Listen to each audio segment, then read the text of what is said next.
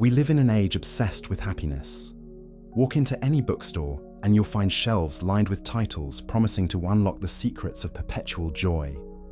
Scroll through social media and you're bombarded with motivational quotes overlaid on sunset photos, telling you to choose happiness and think positive thoughts. The self-help industry has convinced us that the path to a meaningful life is paved with relentless optimism, that any acknowledgement of life's darker realities is somehow a personal failing. But what if this pursuit of constant positivity is not just misguided, but actively harmful? What if our desperate attempt to maintain an artificial state of cheerfulness is preventing us from developing the very qualities that make us truly resilient, wise, and ultimately genuinely content? Before we begin this exploration, we've noticed that over 98% of people who watch our videos aren't yet subscribed. If you enjoy these reflections on life's deeper questions, please consider joining our community by hitting that subscribe button. Today, we're going to examine why our culture's obsession with positivity might be one of the greatest obstacles to authentic human flourishing. We'll explore what ancient wisdom traditions and modern psychology tell us about the necessity of embracing life's full spectrum of experiences, and why the most profound growth often comes not from avoiding difficulty, but from learning to dance with it. The modern positivity movement didn't emerge in a vacuum. It arose from a genuine desire to help people overcome depression, anxiety, and the various forms of suffering that plague human existence. The intentions were noble. If negative thinking contributes to mental illness, the logic went, then positive thinking must be the antidote. This gave birth to an entire industry built around the premise that we can think our way to happiness, that the right mindset can solve virtually any problem. But this approach fundamentally misunderstands the nature of human experience. Life is not a problem to be solved through the application of the correct mental formula. It is a complex, often contradictory journey that includes joy and sorrow, triumph and defeat, love and loss, often in the same day, sometimes in the same moment. The Stoic philosopher Marcus Aurelius, writing in his personal journal that would later become known as Meditations, never once suggested that the path to wisdom lay in maintaining constant positivity. Instead, he wrote, "You have power over your mind, not outside events. Realize this, and you will find strength." Notice the distinction.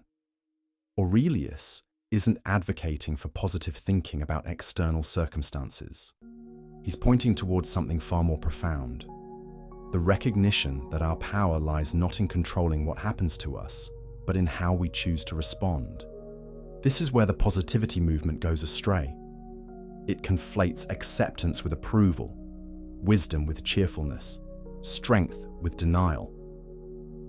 When we're told to just think positive in the face of genuine hardship, we're being asked to abandon one of our most important faculties: our ability to perceive reality accurately and respond to it appropriately. Consider what happens when we apply the positivity mandate to real human struggles. A person facing a serious illness is told to stay positive, as if their attitude alone will determine their recovery. Someone who has lost their job is encouraged to look on the bright side, rather than being supported through the natural process of grief and adjustment that such a loss requires. A student struggling with depression is advised to choose happiness, as if mental illness was simply a matter of insufficient optimism. These responses, however well-intentioned, do something profoundly damaging. They invalidate the person's actual experience and suggest that their natural emotional responses to difficult circumstances are somehow wrong or weak. This creates what psychologists call emotional suppression, and research has consistently shown that suppressing emotions doesn't make them disappear. Instead, it often intensifies them and can lead to a host of physical and psychological problems. Dr. Susan David, a psychologist at Harvard Medical School, has spent years studying what she calls emotional agility. Her research reveals that people who try to avoid or suppress difficult emotions are more likely to experience depression, anxiety, and a decreased sense of well-being. Conversely, those who learn to acknowledge and work with their full range of emotions demonstrate greater resilience, better relationships, and more authentic happiness. This aligns perfectly with what the ancient Stoics understood about human nature. Epictetus, who spent years as a slave before becoming one of history's most influential philosophers, didn't teach his students to think positively about their circumstances. Instead, he taught them to distinguish between what they could and couldn't control, and to focus their energy accordingly. It's not what happens to you, but how you react to it that matters, he said. But reaction, in the Stoic sense, doesn't mean putting on a happy face. It means responding with wisdom, courage, and integrity, regardless of the emotional weather you might be experiencing. The Buddhist tradition offers another perspective that challenges our modern obsession with positivity.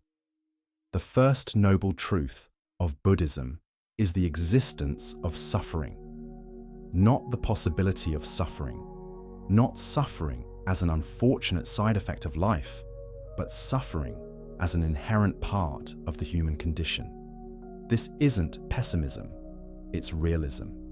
And from this realistic foundation, Buddhism builds a path toward genuine peace and wisdom. The Buddha didn't teach his followers to think positive thoughts about suffering.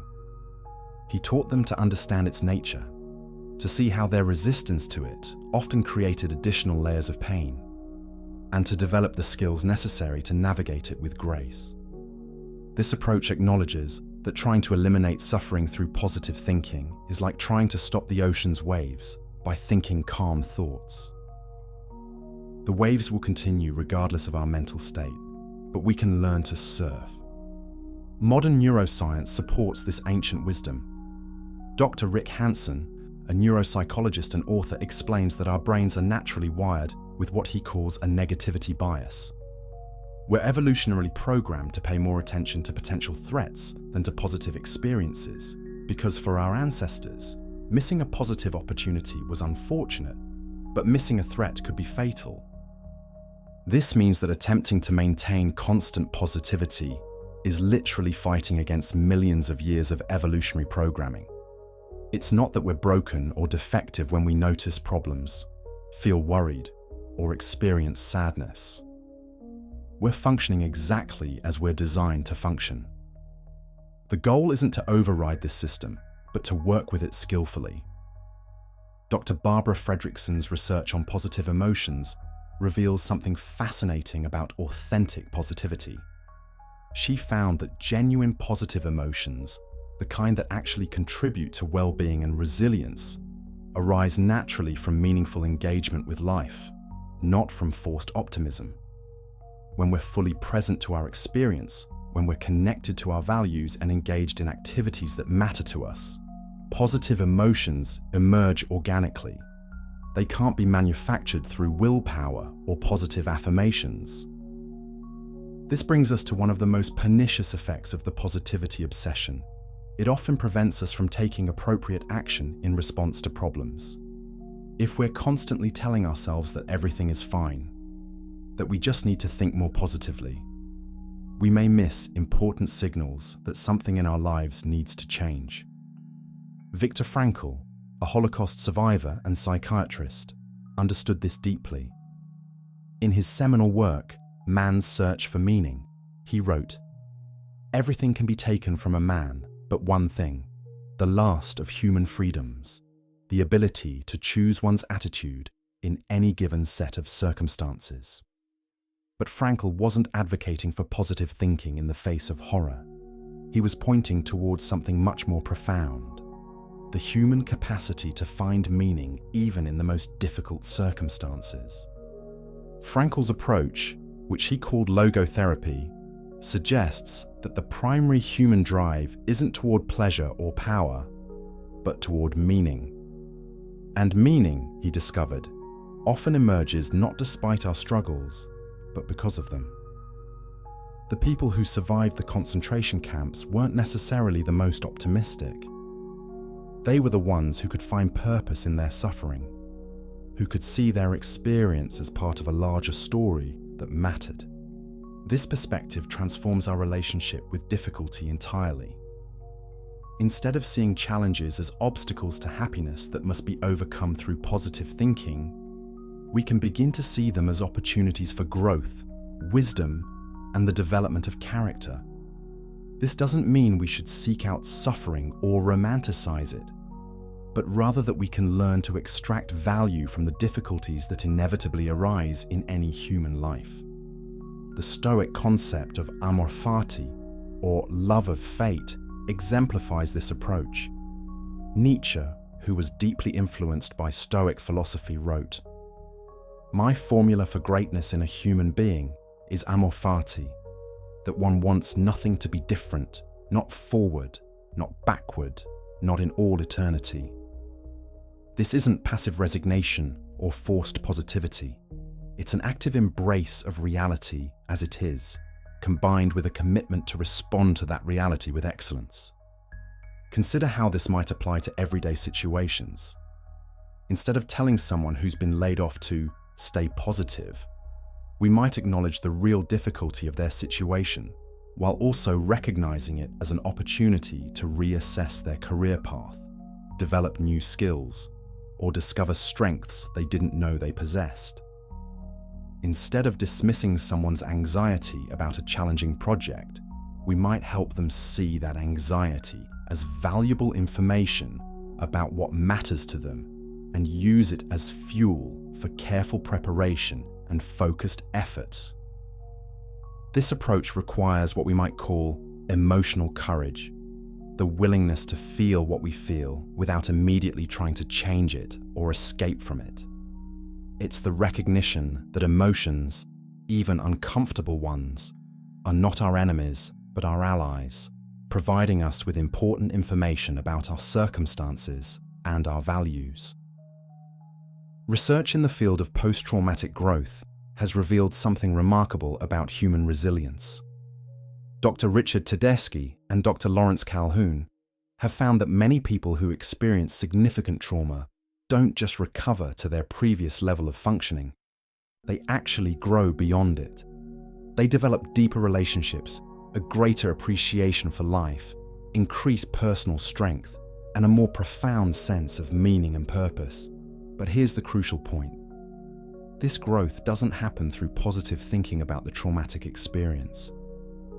It happens through a process of wrestling with the reality of what occurred, allowing themselves to feel the full impact of their experience and gradually finding ways to integrate it into a new understanding of themselves and their world. Around the quarter mark of our exploration, it's worth pausing to consider how this wisdom might apply to your own life. If you're finding value in this different perspective on positivity and human flourishing, consider subscribing to join others who are interested in exploring life's deeper questions with honesty and courage. The problem with forced positivity extends beyond individual psychology into our relationships and communities. When we create cultures that demand constant cheerfulness, we inadvertently create environments where people feel they must hide their authentic experiences.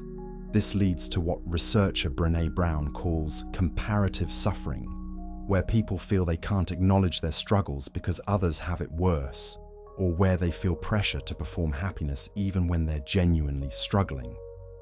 This dynamic is particularly damaging in workplaces, families, and communities where positive vibes only becomes an unspoken rule.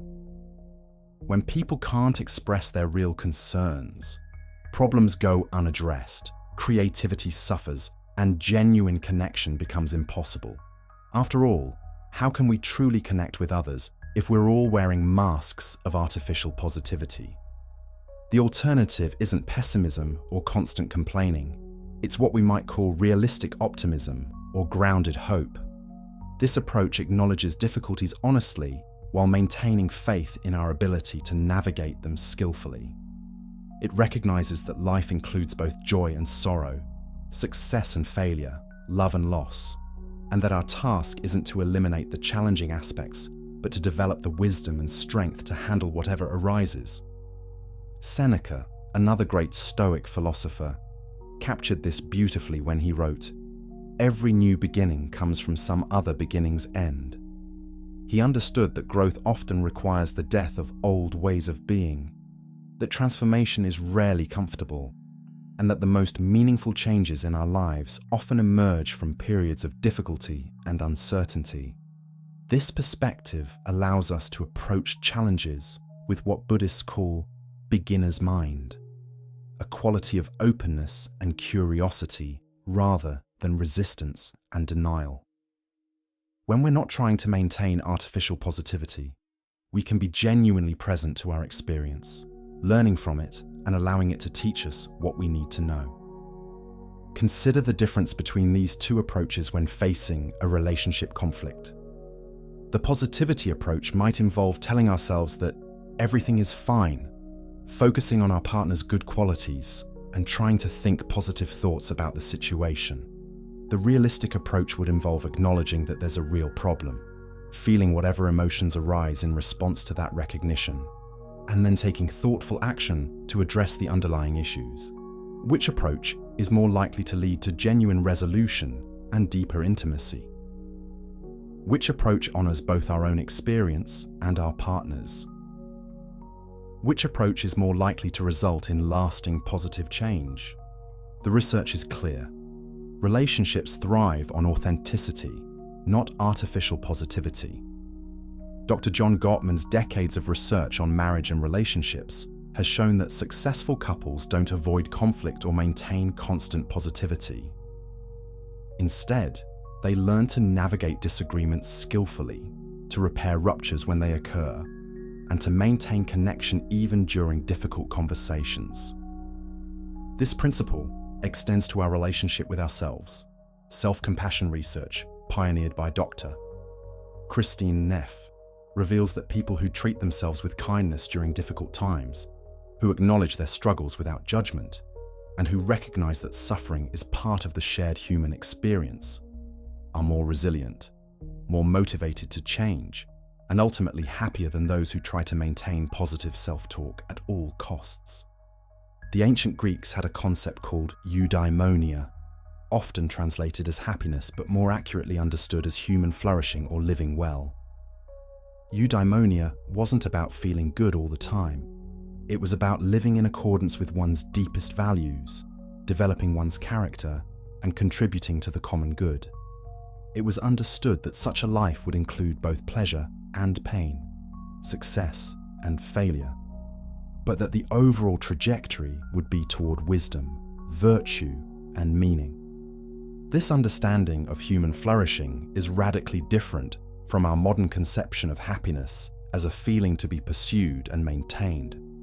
Eudaimonia suggests that the good life isn't about maximizing positive emotions, but about living with integrity, courage, and wisdom, regardless of the emotional weather we might be experiencing.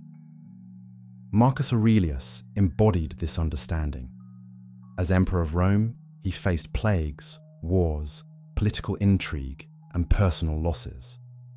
His meditations reveal a man who experienced the full range of human emotions, including frustration, sadness, and uncertainty. But rather than trying to think his way out of these experiences, he used them as opportunities for philosophical reflection and character development. "The universe is change. Our life is what our thoughts make it," he wrote. But this isn't a call for positive thinking.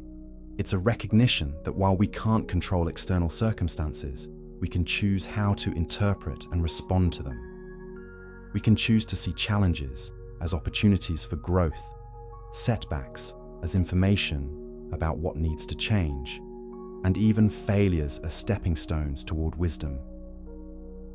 This brings us to one of the most important distinctions we can make: the difference between optimism and hope.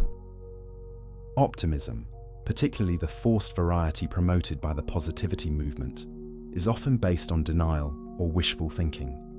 It says, "Everything will work out fine, regardless of evidence to the contrary."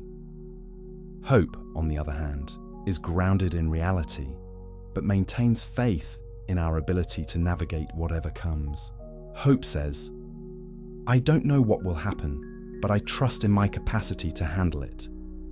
Hope acknowledges uncertainty while maintaining commitment to our values and goals.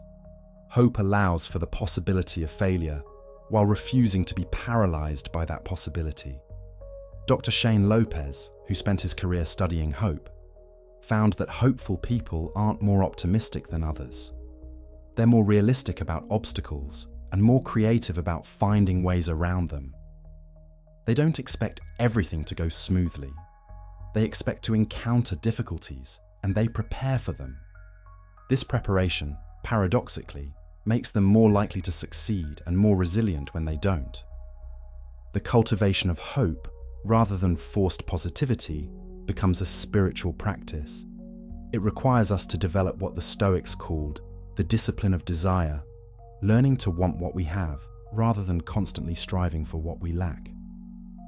It asks us to find contentment not in the absence of problems, but in our growing capacity to handle them with grace. This doesn't mean becoming passive or resigned. The Stoics were among the most active and engaged people of their time. Marcus Aurelius ruled an empire. Seneca was a successful businessman and advisor to emperors. And Epictetus taught students who went on to influence the course of Western philosophy. But their activity was grounded in wisdom rather than driven by the need to maintain positive feelings. As we near the end of our exploration, it's worth reflecting on how this understanding might transform your daily life. If you found these ideas compelling and want to continue exploring questions about authentic living and human flourishing, I encourage you to subscribe and join our community of thoughtful individuals who are committed to facing life with both courage and wisdom. The path forward isn't about abandoning all positive emotions or becoming cynical about life's possibilities. It's about developing what we might call emotional intelligence or wisdom of the heart. This involves learning to welcome all of our emotions as sources of information, developing the skills to navigate difficulty with grace, and finding meaning and purpose that transcend our momentary feelings. It means recognizing that a life well lived isn't measured by the absence of problems, but by the presence of character. It means understanding that true strength isn't the ability to maintain artificial cheerfulness, but the capacity to remain grounded and responsive in the face of whatever arises. It means embracing what Rainer Maria Rilke called living the questions, allowing ourselves to dwell in uncertainty without rushing toward premature answers or false comfort. It means developing what John Keats termed negative capability, the ability to remain in doubt and uncertainty without irritably reaching after fact and reason. This approach to life requires courage, the courage to feel what we feel, to see what we see, and to respond authentically rather than reactively. It requires the wisdom to distinguish between what we can and cannot control, and the serenity to accept that distinction. It requires the strength to find meaning in difficulty and the humility to recognize that we don't have all the answers. But perhaps most importantly, it requires compassion, both for ourselves and others. When we stop demanding that life conform to our preferences, when we stop insisting that we and others maintain constant positivity, we create space for genuine human connection. We can meet each other in our actual experience rather than in the performance of how we think we should be. The ancient Chinese philosopher Lao Tzu wrote, "The sage does not attempt anything very big, and thus achieves greatness." This wisdom applies perfectly to our relationship with positivity and happiness. When we stop trying to achieve constant positive emotions, when we stop making happiness our primary goal, we often find that genuine contentment and joy arise naturally from living with integrity, purpose, and authentic engagement with reality. This is the paradox at the heart of human flourishing. The more we chase happiness directly, the more elusive it becomes. But when we focus on living well, on developing our character, on contributing to something larger than ourselves, on meeting life with courage and wisdom, happiness often emerges as a byproduct of this way of being. The problem with positivity, then, isn't that positive emotions are bad or that we should avoid them. The problem is that when we make them our primary goal, when we try to force them or maintain them artificially, we often end up less happy, less resilient, and less authentic than we would be if we simply focused on living well. As we conclude this exploration, remember that the goal isn't to become perfect at navigating life's challenges or to eliminate all struggle from your experience.